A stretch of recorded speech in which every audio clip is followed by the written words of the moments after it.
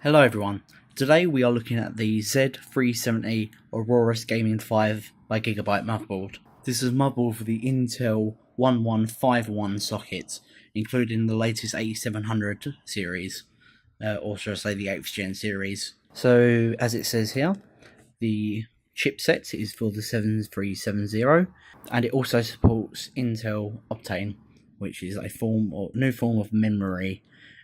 Unlike RAM memory, unlike SSD or hard drive memory. Yep. As it says there, supports 8th gen Intel Core processors, which will be using the 8700K for this build. DDR4 memory, so all new boards nowadays will be DDR4 instead of DDR3. It's faster memory, but unfortunately it's more expensive, but that's the nature of the beast. It supports dual BIOS, and it also is included the Gigabyte App Center. Not so sure what that is, but let's open it up.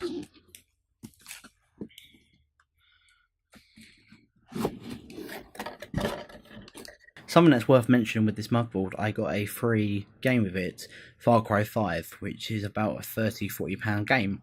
So the actual cost of this motherboard was £170, but with the £30–40 game, which if you get a key, you can just resell it if you want on eBay. So you can take away that price from it, but that's up to you. I'm personally probably going to play the game. Okay, so let's take it out. So it's in the anti-static wrapping. Make sure it doesn't build up any static, or very little.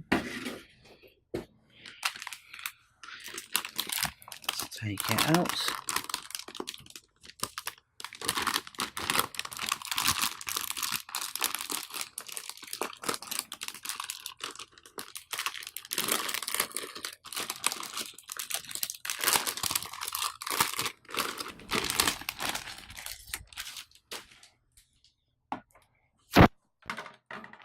Okay, so I just turned the light on so you can get a better look at it. Let's take a look at the ports first. So, the ports, we have a PS2 for keyboard and mouse, two yellow USB, so these are for continuous power even after shutdown. Two antenna ports for Wi-Fi, so it's got Wi-Fi built into this motherboard. One display port, which is the first time I've ever seen a display port on a motherboard that I've bought. HDMI as well, so you get two options for connectivity straight from the motherboard. No more DVI. This is the first motherboard I've ever bought where there's no DVI anymore, so that's pretty rad. Two blue USB 3.1s, so it's up to 10 gigabytes of transfer speed. One red USB, so I believe that is for charging, so for fast charge.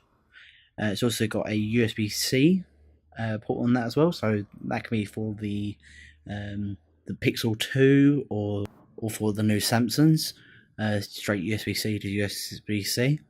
It's got two USB 2.0s, and then above that is a Gigabit Ethernet, and then these six ports I should say, for audio.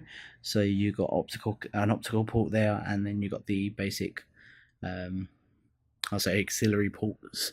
Don't know if that's the right term or not though. Okay, so then you got a nice little shield here for it, so that's pretty nice for the display.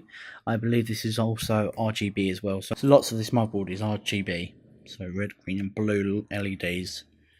I believe this is a heatsink, not entirely sure, I believe so. It's got 4 memory slots. Once again, these are LEDs as well, so RGB, which you can control in the settings. The Intel 1151 sockets, CPU fans and fan headers. We got RGB controllers at the top.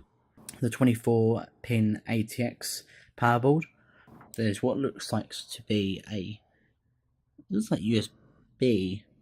Yes, it's a USB port. Not entirely sure what that's useful for, but oh well. Here we've got a USB 3.0 for the front headers. Another heat shield. This is all RGB.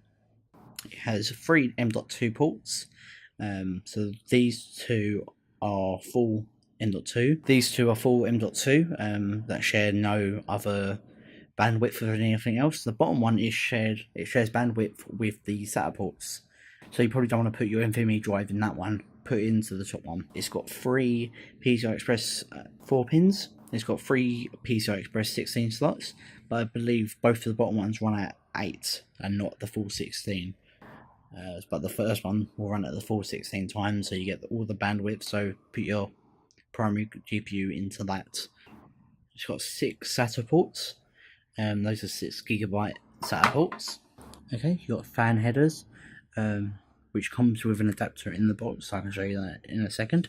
It has more system fans here, so you can plug a lot of fans into this. It's got an LED display here for errors. It's got 2 more USB ports. These are for your front panel. Some more LED controllers, and including a 12-volt RGB controller there. Some audio ports right there as well. Okay, so that covers the actual board itself. Let's move on to what's inside the box. Okay, so we got the user manual, very helpful. You got the back panel, very clean, very nice. You got an antenna for the onboard Wi-Fi. These are very good, so you can get this in a better reception spot. It's fairly long, so you can put that on your desk or something like that, or on the wall. Something that can get a better connection than when you're putting the actual base. It's got 2 SATA cables, but I really don't need any more of them. It has a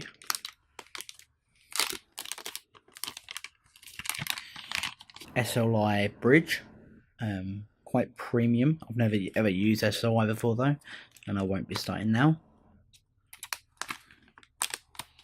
CD drive, but I won't be downloading any of the drivers from the CD drive. I'll be using the internet.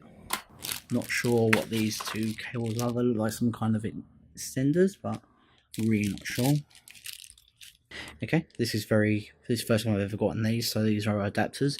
So you plug in the small pins, the pins that go to the front header. Don't know if you can see that. Let me get out of here. So you plug in the small headers into there. Shows you more clearly what they are, and then you fit that directly down, and it will make it easier for connections. And yeah, that's pretty much it. Thank you for watching. Like and subscribe if you thought this was interesting, or you know, you just feel like the hell of it. Thank you.